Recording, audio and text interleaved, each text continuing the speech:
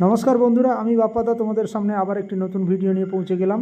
তো ভিডিওটি শুরু করবার আগে তোমাদের কাছে একটাই রিকোয়েস্ট থাকবে, দয়া করে আমার চ্যানেলটি সাবস্ক্রাইব করে দাও, যাতে পরে যে নতুন ভিডিওগুলো আমি আপডেট করব কিংবা আপলোড করব তো সেগুলো খুব সহজেই তোমাদের সামনে পৌঁছে যাবে। তো আজকের মূল বিষয় যেটা আমি বা যেই বিষয়টা নিয়ে আমি আলোচনা করব তার জন্য এই ভিডিওটা তোমাদের সামনে নিয়ে এসেছি, সেটা হলো কভার। কভার কি? আমরা সবাই জানি কভারের প্রকৃত অর্থ, যেটা পড়ে এসেছি এতদিন ধরে আমরা, সেটা হচ্ছে ঢাকনা বা কোনো কিছুর ওপর কোনো একটা আস্তরণকে আমরা কভার হিসাবে জানি। কিন্তু এখানে কভার বলতে যে বিষয়টা বোঝানো হয়েছে সেটা হচ্ছে যে ওই ঢাকনা বা কোনো কিছু ওই ধরনের বিষয় নয়। কভার বলতে সেটাই বোঝানো হয়েছে, cover is a place inside the restaurant where some kinds of crockery and cutlery, glassware, etc. are properly arranged for the guest, who can sit and take their fruits with comfortable by the some F&B service equipments as like crockery, cutlery and glassware. তো cover হলো একটি জায়গা যেটা রেস্টুরেন্টের মধ্যে অন্তর্গত, যেখানে chair এবং টেবিল, রেস্টুরেন্টের বসার জন্য চেয়ার এবং খাওয়ার জন্য একটা টেবিল থাকে, যেখানে সমস্ত ধরনের ক্রকারি, কাটলারি এবং গ্লাসওয়্যার প্রপারলি অ্যারেঞ্জ করা থাকে। তাদের ফুড দেওয়া হয় সেই টেবিলের ওপরে, যে ক্রকারি, কাটলারি, গ্লাসওয়্যার অ্যারেঞ্জ করা রয়েছে, এবং গেস্ট সেখান থেকে ফুড গ্রহণ করে সেই কাটলারির মাধ্যমে।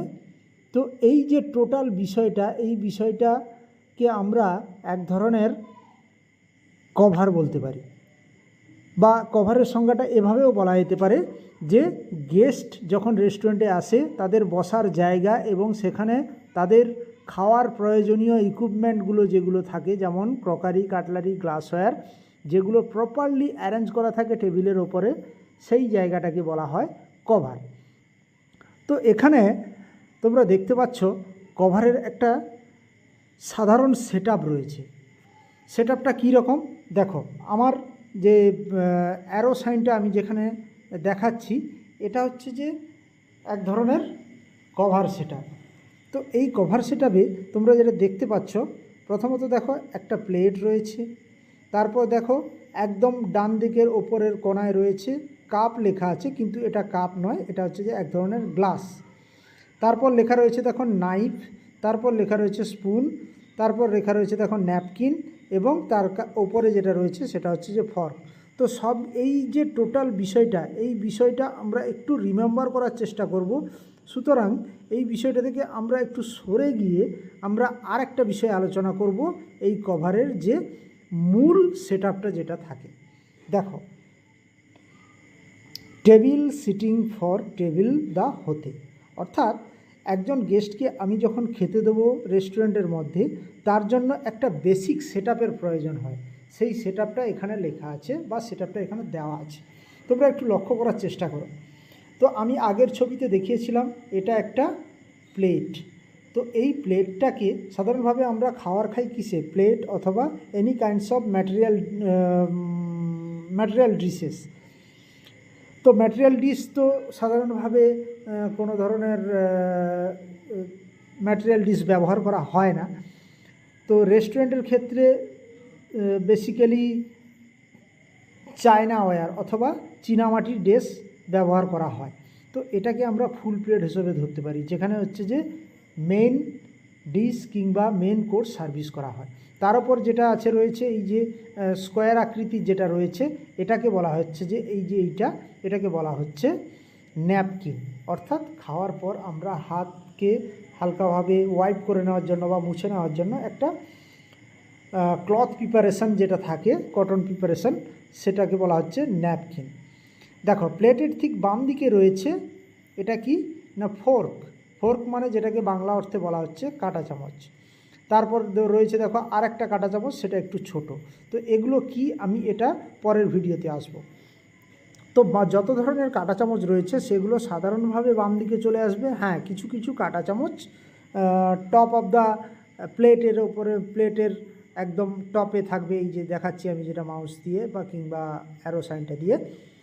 ডান দিকে অর্থাৎ এই ফুল প্লেটের ডান দিকে যেটা থাকবে এটা হচ্ছে যে নাইফ। নাইফ কথাটার অর্থ হচ্ছে যে কোনো কিছু ফুড কে কাটার জন্য, অর্থাৎ মিট কিংবা ফিশ এগুলোকে পিস করার জন্য আমাদের এই নাইফ ব্যবহার করতে হয়। তোমরা হয়তো ভাবছো নাইফ মানে যেটা বাংলা অর্থে যেভাবে আমরা বলি ছুরি কিংবা কোনো কিছু যেটা দিয়ে মাছ অথবা ফ্রুট কোনো কিছু কাটা হয়, এটা কিন্তু সে ধরনের কোনো নাইফ নয়। এটা হচ্ছে যে এক ধরনের নাইফ যেখানে শার্পনেসটা খুবই কম থাকে। এটা কেবলমাত্র ব্যবহার করা হয় গেস্ট যখন খাবার খান কিংবা আমরা গেস্ট হিসাবে কোথাও গেলে আমাদেরকে যদি খাবার দেওয়া হয় তো এরকম একটা সেটআপ দেওয়া হয়, সেখানে আমরা এই ধরনের নাইফ দেখতে পাই, যে নাইফে কোনো প্রকার শার্পনেস থাকে না, কেবলমাত্র বয়েল ফিশ কিংবা বয়েল মিট আমরা কাটতে পারি। তারপর এটা কি রয়েছে না স্যুপ স্পুন। স্যুপ স্পুন কথাটার অর্থ হচ্ছে যে স্যুপকে নেওয়ার জন্য একটা স্পুন থাকে। স্পুন আমরা সবাই জানি যেটাকে বাংলা অর্থে চামচ বলা হয়। স্যুপ স্পুন, এই স্পুনের টপ অফ দ্য হেড যেটা থাকে সেটা একদম রাউন্ড থাকে। তো এটা বেসিক্যালি ব্যবহার করা হয় স্যুপকে নেওয়ার জন্য।